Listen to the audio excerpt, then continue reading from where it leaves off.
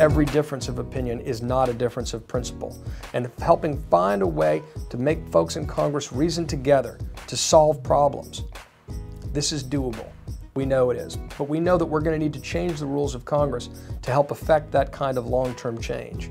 If you change the incentive structures, if you change the rules of the game, you can change the way the game is played. And that's the unique proposition that No Labels is fighting for. One way to get their attention is to hit them in the pocketbook just like they have the American people. I just want to reiterate, if you don't do your job in America, you don't get paid. In Washington, D.C., there should be no difference. How can you govern in the executive branch if you can't even get your people in place and it takes a year to put it in place? So one of the recommendations we've made is that after a given period of time, in this case 90 days, once a nomination is sent up to the Senate and it has been fully vetted, it has to be voted on up or down. This will at least allow a president to put their people in place so they can go about governing the country. Am I the only one who finds it to be ironic that I've got 60 seconds to discuss filibuster reform? You know, back in the day, we used to average maybe 2 a year. Over this 2-year period, we're going to have more than 100 filibusters. We would have a lot fewer filibusters if you actually made people come to the floor and hold the floor and speak about their concerns. What our reforms to the discharge petition process would allow is allow a majority of members of the House to bring a bill directly to the floor. So it could be the more reasonable Democrats and the more reasonable Republicans working together could get a bill right to the floor. Technically, it's allowed today, but unfortunately it hasn't been used since my service in Congress and well before, because members of the majority party are always afraid of retribution from their party leaders. One of the problems in Congress is that members don't know each other. They spend less time working, voting, considering amendments, considering bills, than they do going back home to their districts. They need to be home in their districts. They need to meet with their constituents. But they don't have to go back, every Thursday and come back every Tuesday. They can stay in Washington. They can work together to deal with the issues that the country needs them to deal with. And 1 week a month, go home, meet with their constituents, listen to the people, and then come back and get back to 3 more weeks of 5-day, full-day work weeks so that they can actually function as a Congress.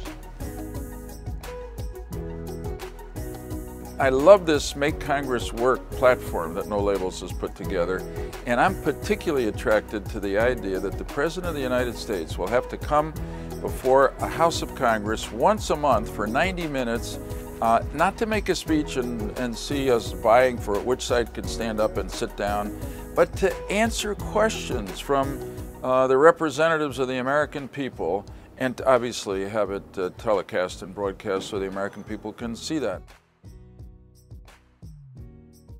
I'm here today in the halls of Congress to be part of the effort to unveil the Make Congress Work initiative of No Labels.